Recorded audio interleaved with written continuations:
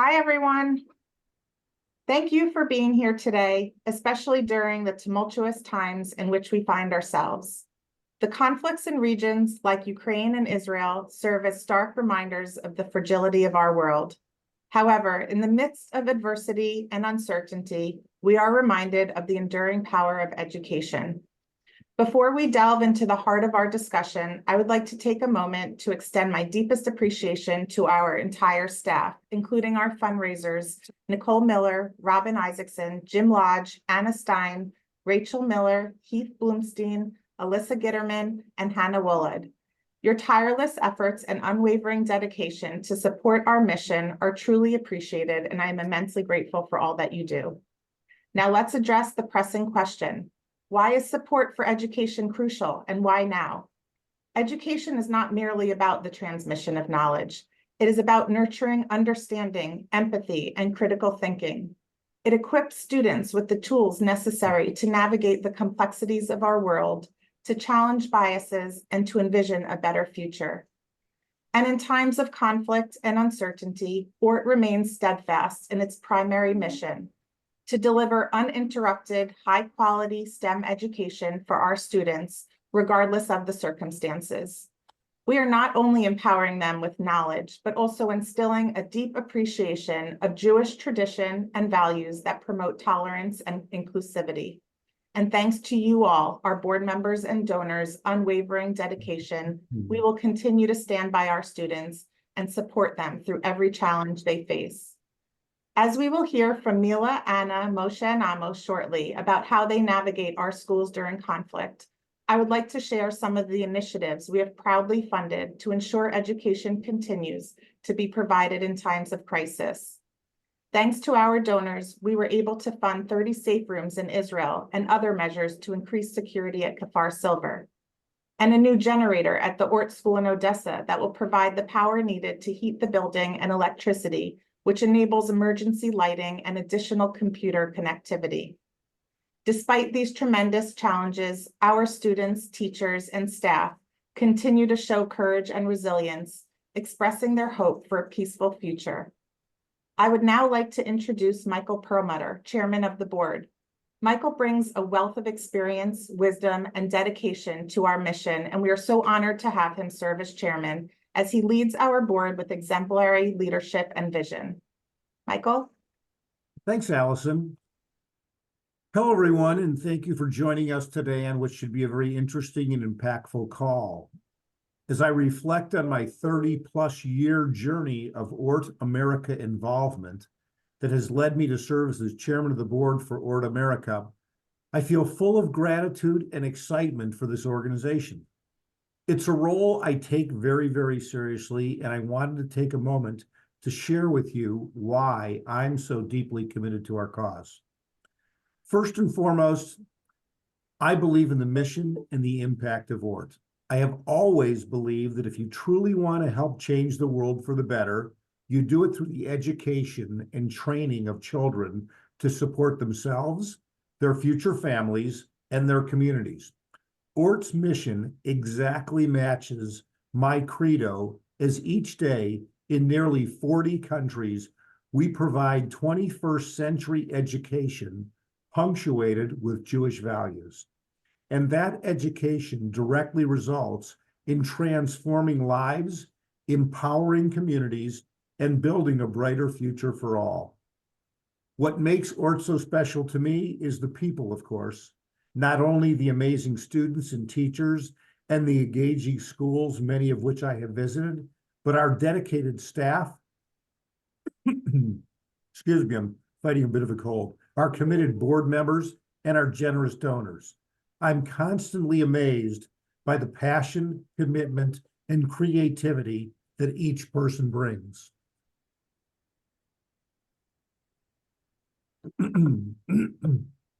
Together, we form a dynamic team united by a common goal: to create positive change and leave a lasting legacy. I'm excited for what the future holds for ORT. With the support of our donors, the dedication of our team, and the vision of our CEO, Allison, I have no doubt that we will continue to achieve great things together.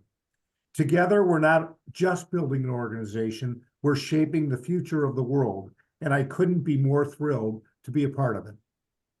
Thank you all for your continued support and belief in our mission. Together, we can make a difference and will make a difference. Allison, back to you. Thank you, Michael. We are thrilled to have Leah Trosh speaking with Mila Finkelshtein, CEO of ORT Ukraine, and Anna Michurina, Director of the ORT Center in Odesa. Leah currently serves as the chair of the Israel and Overseas Allocation Committee at the Jewish Federation of Detroit, where she plays a pivotal role in providing grants to institutions like ORT Ukraine and Kfar Silver. Beyond her administrative role, she personally engages in humanitarian efforts, including being among one of the first Americans to offer assistance at the Ukraine border when conflict erupted. Leah's ties also run deep to Kfar Silver in Israel. She's visited multiple times and was part of the first Detroit Federation Solidarity Mission following October 7th, where they visited Kfar Silver. Her cousin, Karen Weiss-Cohen, serves as a social worker there, and her nephew was stationed at Kfar Silver when it served as an army base to IDF soldiers following the war last year. Leah's story is one of commitment and compassion, reminding us of the profound impact individuals can make. Thank you, Allison. Thank you for the lovely introduction. And I'm honored today to speak with our guests from the Ukraine, where it is already evening. Our first guest is Mila Finkelshtein, and Mila was born in Kyiv, spent her childhood in Russia, where her father was a military officer. When she was 16 years old, she moved back to Kyiv. In 1994, Mila began her studies at the International Solomon University in Kyiv, the first Jewish university in Ukraine. Since that time, she has actively participated in the renewal of Jewish life in Kyiv and Ukraine. Mila worked for the American Jewish Joint Distribution Committee in Kyiv before joining ORT Ukraine in 2003. She lives with her husband and their 14-year-old daughter, who is a student at ORT Technology Lyceum 141. Welcome, Mila. Thank you. My first question for you, as CEO of ORT Ukraine, can you share with us some specific examples of the ways in which ORT has been able to provide mental health resources to students and staff alike in Ukraine during these challenging times? Let me start with saying that immediately after the full-scale invasion, we could not even imagine how much our lives would change. Several weeks later, we learned how to adapt to rapidly changing needs, new problems and challenges, and this is exactly what mental health work has become for us, because it was relatively new for us. And the beginning of the war, we made a set of webinars, trainings, and counseling with the involvement of local and Israeli specialists for teachers and parents. It was very necessary because people were in an unknown situation under the highest level of stress. Many of them found themselves as refugees in another countries, and this was an additional stress. Starting from April 2022 and until August, we made a series of one-to-one sessions with specialists for those who needed. Total number, it was 127 individual consultations. The duration of each consultation was from 40 to 75 minutes. 4 psychologists provided these individual sessions. Mostly it has been made for parents, but also for kids and teachers. Special set of mental health webinars were held for teachers. There were 3 types of webinars: a course on working with children in the shelters, a course of webinars on working with children in the classroom, how to work with children who are in stress, and the set of webinars on how to renew teachers' resources. It was crucially important set of webinars. Mostly all psychological seminars of the first year of the war were made online, but then in some cities it became possible to make in face-to-face format. Children with special educational needs have a special place in the work of this service of mental health. As in Kiev, we have Inclusive Resource Center. Its specialists also involved. They worked and work now with children, teachers, and also they work with all the psychologists in all schools and help them to make their work better. Look, we have many directions. We constantly improving our work because the psychological state of population is very difficult, and sure, the special attention has to be paid to our children and teachers. So that is the way. Thank you. Absolutely. Thank you. I'm just curious. I know that was not one of our questions, but are you doing ongoing training, or is this based on? Yes, yes, from time to time. Mostly all the time we need to make them. We receive special requests and we try to help. And from time to time, we make again special set of webinars. Yes. So can you tell me, and I'm sure this is something that all the funding partners are curious about, how does ORT ensure the sustainability and long-term impact of the programs, particularly in a region where there's so much ongoing instability and constant change? Look, it is a comprehensive issue and a complex task. I don't have single solution and guidelines how to act. Each of our school is unique and each is individual. In addition, each region now has different distances from front line and direct military actions, and different levels of overall military impact. As a result, different structures of the educational process in each school, in each region. Some schools still study only in online format, some in a mixed system, and some of them work entirely in face-to-face format. In any case, it is crucially important for us to close this gap in our children's education because unfortunately they study more than 4 years in online format, 2 years of COVID and more than 2 years of war. Anna will tell in more details about this process from the educational side. I can say that practically our school have turned out to be one of the most prepared to the challenges that life has brought to us, both in technical, in human resources, in functional and educational. Thanks to this, children still show very good knowledge and skills. They still take prizes and became prize winners in various international competitions. They enter very prestigious universities. And despite the shelling, sleepless night, lack of electricity, our schools live, children study, and despite of their schools. We celebrate Jewish holidays. We hold various events that contribute to both to the educational process and simple communication between children. This year, first time from the war beginning, ORT Kiev School 141 made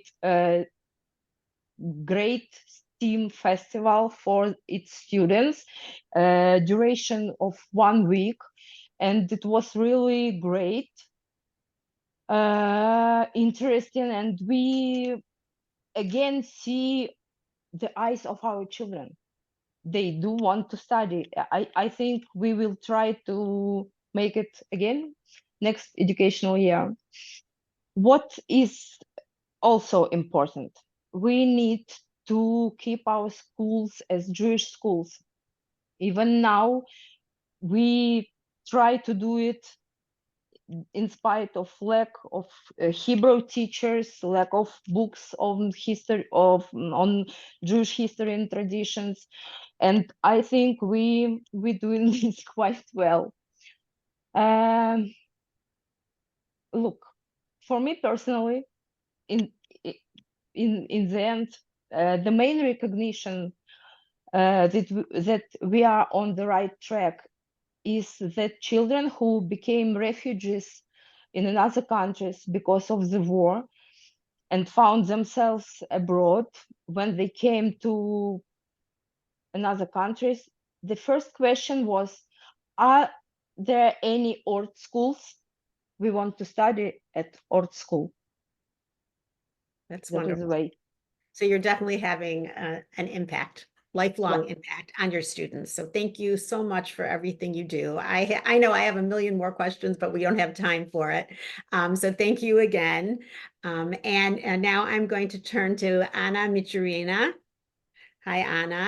Anna is Hi. there. Yeah, Anna is the director of the ORT Center in Odesa, responsible for managing international relationships, implementing grant initiatives, and developing and implementing educational and cultural programs. She teaches computer science at the Jabotinsky Lyceum number 94 in Odesa. She's been a teacher for 24 years, receiving many awards, including Best Teacher of Odesa and Ukraine Teacher of the Year in 2006. National and international ORT training seminars for teachers with colleagues from schools in the ORT network. And since 2008, she has worked as a senior expert in ORT's research and development department in charge of educational projects for ORT schools in not just Ukraine, but also Moldova, Latvia, Lithuania, and Estonia. Welcome. Welcome, Anna. Thank you. So Anna, in your role leading research and development at ORT Ukraine, what innovative strategies or programs have you developed to support both educational and mental health needs in Odesa and beyond? Okay. I would like to say that from the first days of the war, the main aim of ORT Ukraine staff was to continue providing education at high level and to identify the needs and the problems of all school members, of teachers, of students, their relatives. And during these years, ORT helps the schools and communities by delivering humanitarian aids, emergency assistance, providing access to education, health and mental health support. Our research and development department continues its work by providing of high quality STEAM education. And also we work with the requirement studies according to the national curricula and with the Jewish education. We offer webinars, short-term online courses. We provide offline trainings for teachers and students during all wartime. During the COVID pandemic and during the first months of wartime, our ORT schools in Ukraine has operated only online, and children missed the school and the live connection with the classmates, with the teachers, and many of them lost motivation and interest in studying. Thanks to the government support, thanks to the donors, bomb shelters were established in Kyiv, in Chernivtsi, in Odesa, in my city, and students returned to school.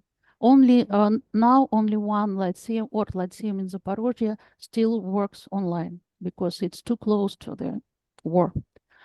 According to the situation, our R&D department have adapted our format to address additional educational and mental needs arising in the current realities. So we provide a new educational materials. These educational materials transformed from online, from ordinary courses to online courses. And now they are available on our new website, which is ORT.education. During wartime, 5 new innovative STEM courses were developed by our specialists. And these courses are adopted by Ministry of Education of Ukraine. So all schools in Ukraine can use our developments. Among these courses, we have online robotics, mobile application programming, design, game design, and others. So we also make a very special new online educational resource with the interactive tasks for small children. And all ORT teachers and students now can use all these courses not only in the classroom, but they also can use it at home. And it's very important for offline learning. Additionally, we organized this year new online competitions for our students in ICT, in electronics and robotics, physics and math. And more than 1,000 students and teachers took part in this tournament this year. So it was a very good experience for them and a good motivation for studying. I think that Mila said a lot about our mental health programs. I want only to add about very special experience in Odesa. This year, we have a new pilot project in Odesa. This project was aimed to help teachers to recover emotionally. So we help our teachers twice in a month. They have opportunity to teach themselves, to train the methods, how to help them, how to help students. And also we add to these trainings the special emotional recovery activities, which include art therapy, exercises, the body-oriented training. So we conducted the service at the beginning of this project and at the end. And we understand that this project have very high impact on our teachers' health in Odesa, and it's help us to work every day. So this is very interesting impact, and I would like to add it. Okay. Thank you for first question. Yeah, thank you for sharing that. And I have to say, it sounds like you've taken online learning to a completely new level. And the fact yes, that the government is sharing that with the rest of the country, kudos to you. That's a wonderful accomplishment. Okay, so my next question is, from your experience, how do you balance the need for academic success with the need for emotional support and mental health resources? And I know we touched on this a little bit, but I'd like to follow up on this a little more. Okay, thank you for the questions, because I understand that this is very important, and as a teacher and a specialist of R&D department, I understand that academic success is impossible without emotional well-being. It's impossible. And I understand that in ORT Ukraine schools, we have a special program, we have a special strategy how to combine several key steps. The first one is our integrated support for our students, because we include mental health resources into everyday school life. This means that we have regular check-in with our students. We propose them psychological services by our school psychologists or by invited experts. And we prepare our students to be able to work with the students during the crisis. So this is the first very important step. So the teacher training. The second is the teacher training. We prepare students to we prepare teachers to recognize signs of stress and mental health issues in students. It's very important because they have to help, and they have, if it's needed, to refer students to the professional help. The next one, I think that it's a flexible curriculum.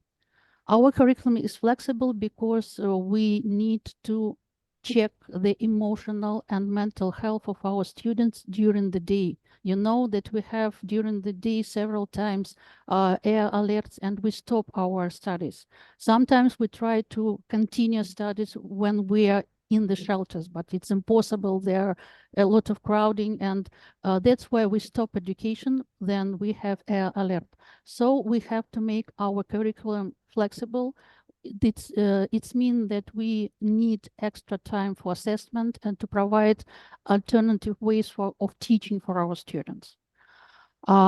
Also, I think that safe schools environment is very important for our students to be good in studies, because if they are in safe place and with the good people around them, it will help them to study.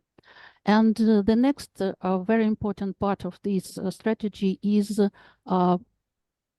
work with the parents. So we involve parents to support their children mental health. We provide them workshops and resources to help their children at home. And I think that by integrating of all these strategies, we will prepare our students to be healthy, wealthy, and successful. And if I can add something, okay. First of all, I think that today we told a lot about mental health, but as a representative of ORT in Odesa, I understand that here in Ukraine we have a lot of problems, and these problems we need to be supported. These problems, I think that very important is to support our Jewish study and our Jewish life in our schools, to provide Shabbat, to provide lessons, to study Hebrew. It's very important now to understand that we are a part of the Jewish community and we are still Jewish schools, and this is very important for us. Also, I know that a lot of schools in Ukraine, they have a lot of problems connected with the equipment to the shelters, the meals, and so on. And I think that your support is very important for us. In Odesa, me and my colleagues, we understand that every day we have a small victory because we are still alive. Our students, our relatives, they are still alive. Odesa is still Ukrainian city. And I think that it's very important that our school is still working. And we are a part of ORT and we are a part of Jewish life. Thank you. Thank you, Anna. Thank you so much. It's so compelling, and you know, it's so moving, and just to be able to relate to that as a community of Jews in our country, that we deal every day with the importance of being Jewish and making sure that our children have a safe Jewish environment to learn and grow in. So thank you so much again, Anna and Mila. And now we will go back to Allison. Thank you, Leah. Thank you, Mila and Anna, for your unwavering dedication and tireless efforts. I'm so happy to introduce John Lansner, a valued member of our national board whose connection to ORT America is deeply rooted. John has 15 years of experience, or over 15 years of experience in advising and managing healthcare services, technology, and pharmaceutical companies, whereas he has held various roles in marketing, business development, sales, and strategy consulting within the healthcare industry. What makes John's involvement particularly special is that his parents are also esteemed members of our board. This unique dynamic speaks volumes about the shared commitment and passion for our mission that runs in the Lansner family. Together, they exemplify a legacy of service and dedication that inspires us all. John? Thanks, Allison. It's a pleasure to be here today, and obviously thank you for all of our panelists for joining. First, I want to introduce Dr. Moshe Leiba, who is the Deputy Director General and Chief Pedagogical Officer of World ORT America, which is World ORT's operation in Israel. In this role, Moshe sets the pedagogical program and leads all educational activities in Israel. Prior to joining World ORT America, Moshe has deep experience in the educational sphere as both an educational administrator, researcher, and professor. He holds a bachelor's degree in electrical engineering, a teaching certificate, a master's degree in technology, mathematics, and science, and education, and a doctorate in educational technology, all from Tel Aviv University. It's a mouthful, but it shows the incredible background he has. Moshe, great to see you. Thank you, John. Shall we jump into it? Yeah. So first question for you. So as the in your role as the Chief Pedagogical Officer of Warlord Kedim Mada in Israel, what unique challenges have you encountered in maintaining the educational, the emotional, social standards that need to exist amongst sort of the ongoing challenges and situations? And how has ORT really adapted to address those challenges in Israel? So, if I'm talking, I'm sure, well, I think everybody knows Maslow hierarchy of needs or pyramid that says that people needs, first of all, to feel, they need to feel safe. They need the basic needs, like, for survival, like food, water, warmth, etc. And then, the need for security and, health, financial stability, etc. So I think when it's also in Ukraine and in Israel, when we are being challenged, or those premises being challenged, and we don't feel safe anymore, and this is, I think, the main issues also in Ukraine and in Israel, then I think also Mila and Anna mentioned it, you can't really learn. You're not really, you're not available to learn, and your mental health is being compromised. So we know that the challenges that we have in Israel, we had mainly after the beginning of October in the north and south of Israel, because we're talking not about only the Gaza envelope, we're talking about all that happens in the north, and of course, although in the center of Israel that is being resonated from the north and south. So the security concerns that, the ongoing conflict made, and our regular school routines were interrupted in the north, south, but also in the center. Although the schools were not evacuated in the center of Israel, but everything was compromised. But we know that in the south, and Amos will talk about it, of course, in Kfar Silver, for more than a month, the school were evacuated. All schools in the north, and all schools also in the south. So all the schools in the north were evacuated. A lot of people, still more than 180,000 people in Israel are still evacuated. So security concerns, that's one of the main challenges, which of course leads to emotional, social well-being, high levels of anxiety, fear, trauma. Again, those who encountered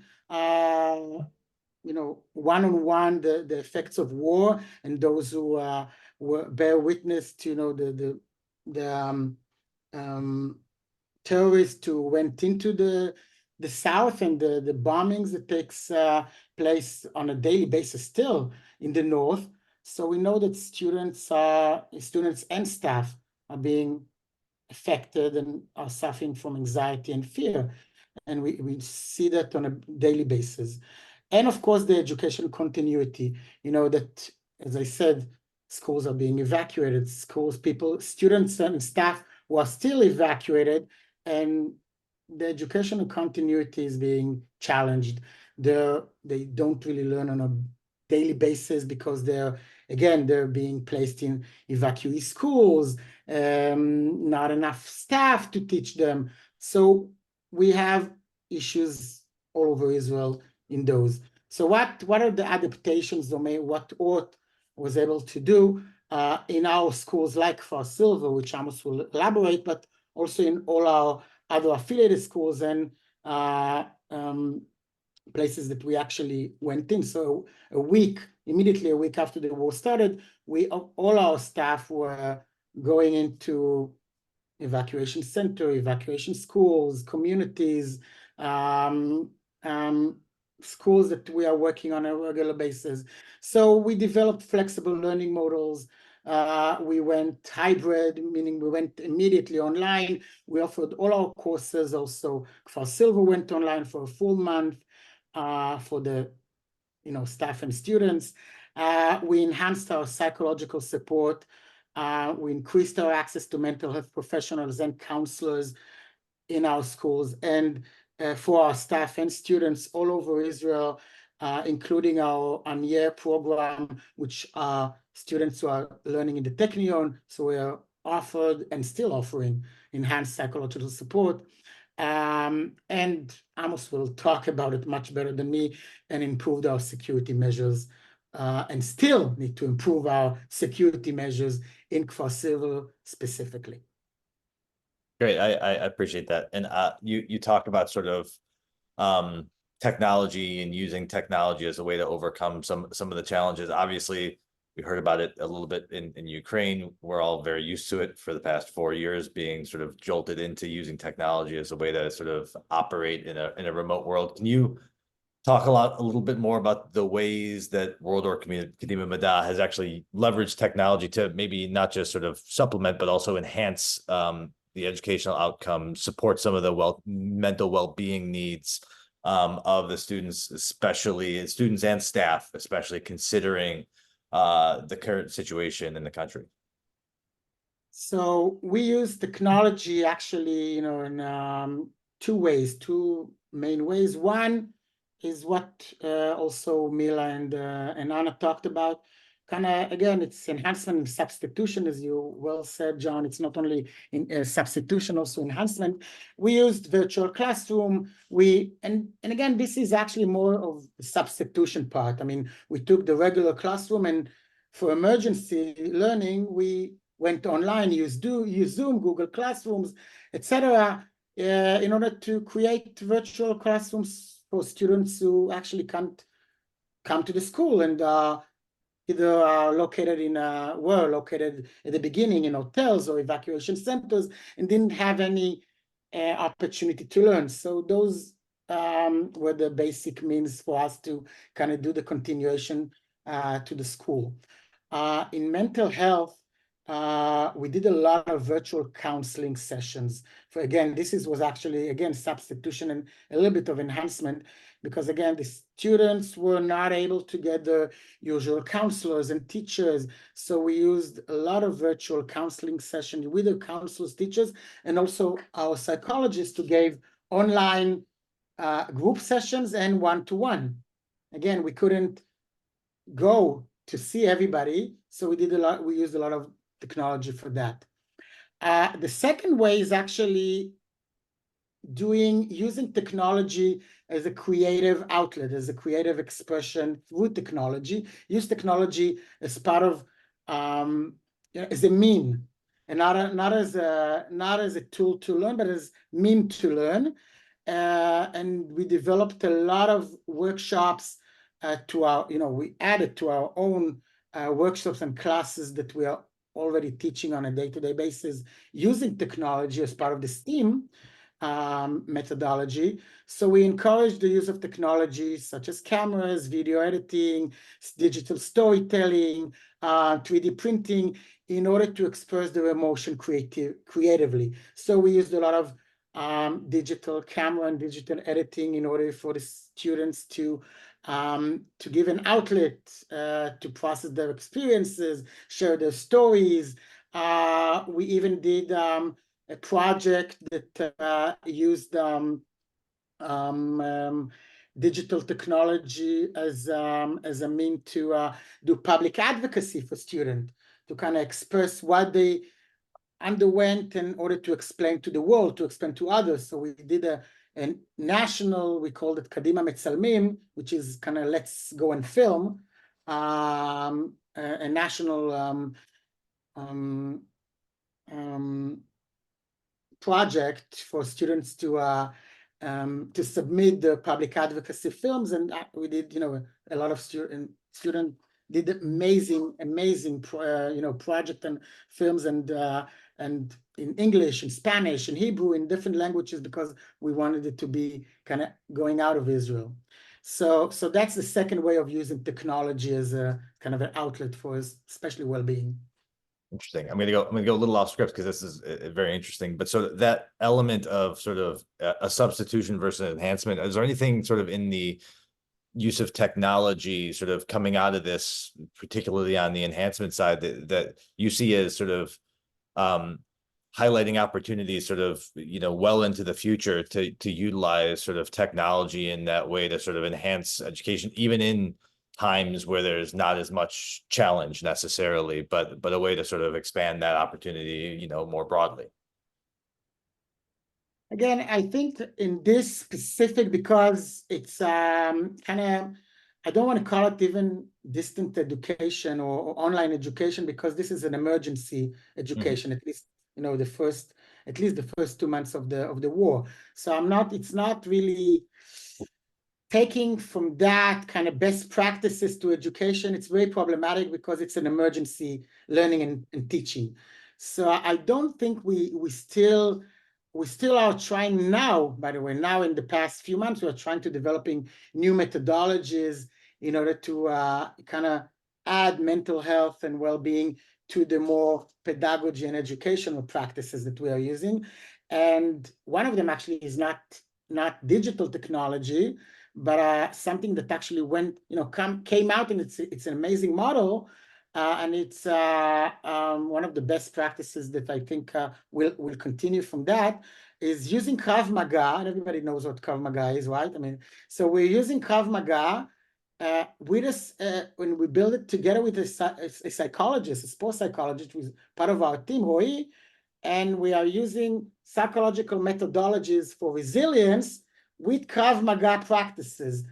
And it's kind of and this is actually something that came out from, it's kind of a immediate response to, let kids kind of, take their anger and take their, more physical part, and do it with how to control your emotion, how to be more resilient. And it came out to be very interesting workshop and very helpful. Also, sports-wise and mental-wise. So this is something that actually came out from all the pedagogical models that we are trying to build in the past few months. That is great. Thanks, Moshe. I appreciate you coming and joining us when it's late in the day in Israel. I think next we're gonna go jump over to Amos. Is that right? Yes. Hi. Amos, how you doing? I'm great. I'm in Kfar Silver, watching the sunset and our amazing students Excellent. running around our beautiful campus. Perfect. Great to see you. I'll do a little background. So Amos is the CEO of Kfar Silver, a role he's had since late 2019.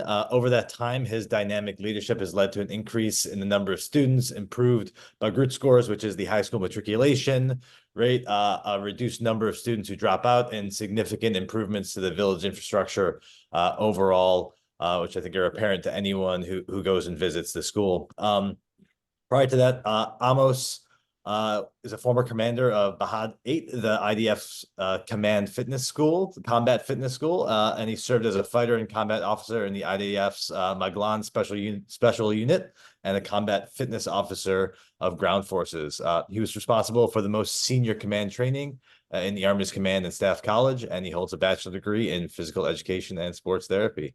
So Amos, I want to start talking about specifically sort of the context and proximity that Kfar Silver has sort of to Gaza and sort of the, what's happened over the past 8 months or so. So how has the school really fostered a sense of community and resilience among students, staff in response to the current situation? תודה רבה, John. First of all,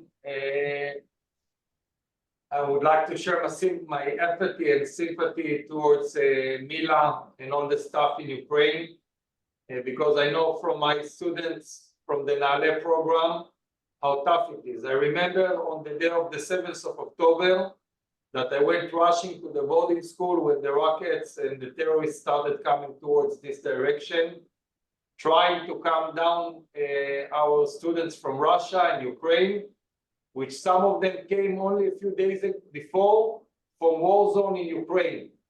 They came to Israel in order to be in a safe place, and they came to a war zone. The first month in Kfar Silver was extremely tough. Almost all the students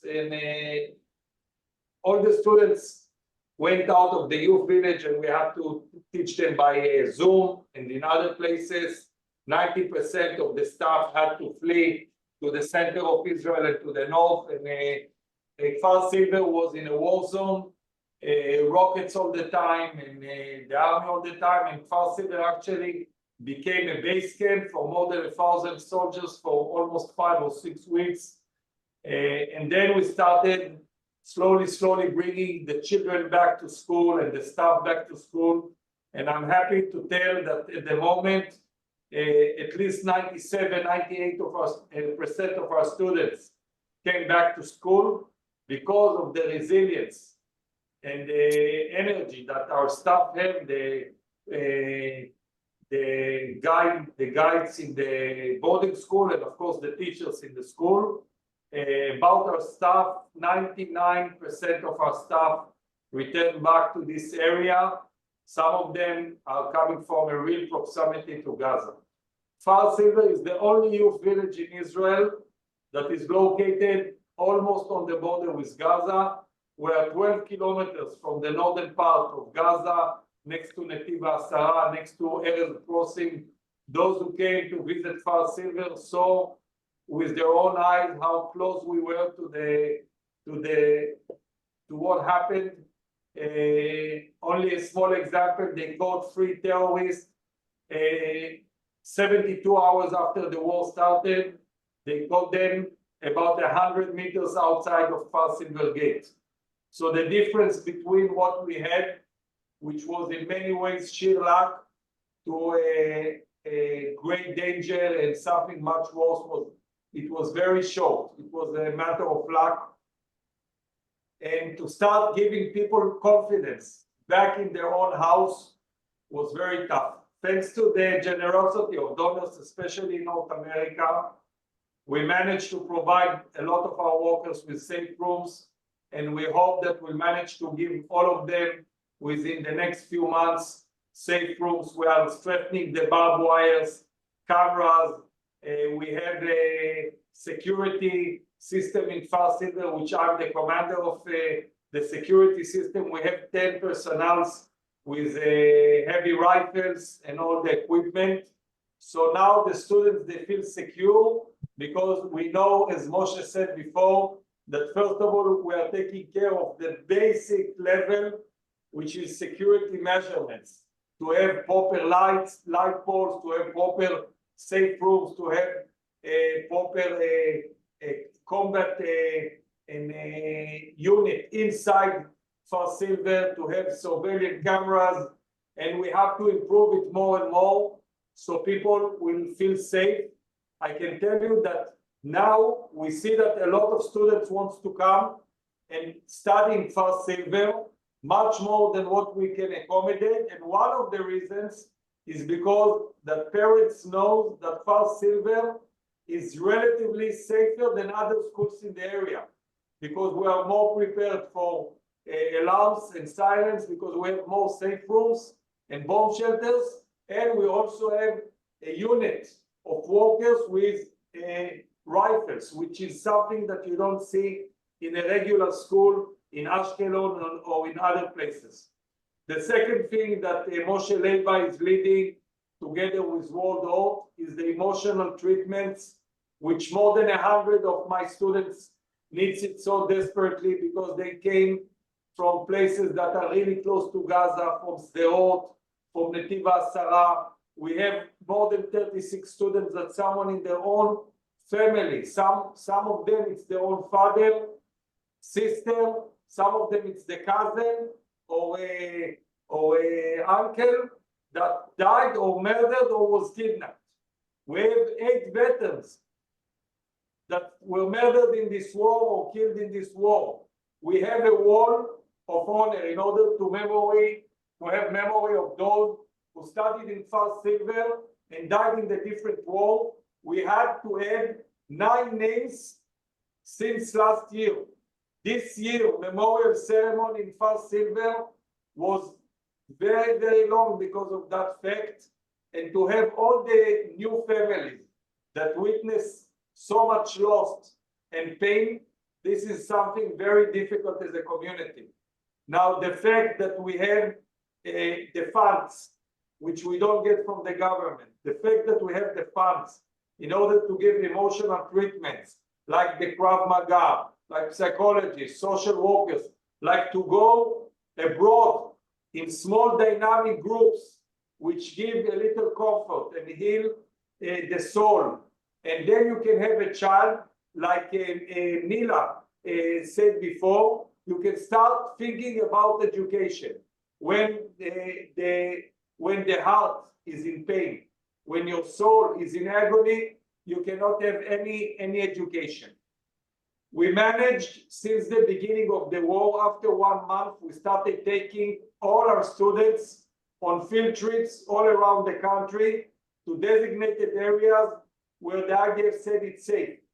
Because I believe that when you take students to field trips to conquer little hills or mountains, when they walk long trails, when they conquer their fears, when they sleep overnight in the desert, this is one of the ways that you heal the person's souls. And we want to make this program bigger next year, so we can give our students more and more strength and belief in themselves.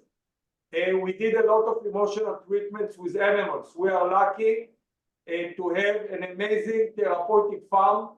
And this Sunday, we had Mr. Richard Nodell from Michigan that came with his son to have a visit in Kfar Silver. Richard Nodell and another prestigious lady from Florida gave us a lot of help to make our animal center much better.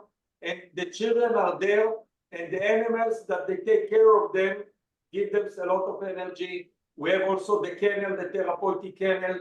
We invest a lot in the therapeutic greenhouses. So we are thinking all the time how to give emotional treatments for children through field trips, through animal therapy, through greenhouses, sport activities. Soon we will have a therapeutic kitchen that we got as a donation from Canada. So we managed to do, with your help and support, so much in order to help our students. I just got a WhatsApp directly from Gaza. I have a friend, he's a big commander in the paratroopers unit. He sent me pictures that was now on the news of one of our students. I will share it later with Alison, she can send it to you. One of the soldiers in the paratroopers is now conquering Jabalia with his unit. He studied in Kfar Silver a year ago. This child was a boarding school student, and thanks to the amazing work that we did here with the social workers, with the school staff, and with the boarding school staff, today he brings a lot of pride, and he helps our country to overcome this challenge. Another thing, Mila, this is for you. One of my dreams is to have a delegation of students coming from Odesa and Kiev, which are amazing cities that I had the privilege to travel in a few years ago. I'm inviting you to come to Kfar Silver to be together with our students.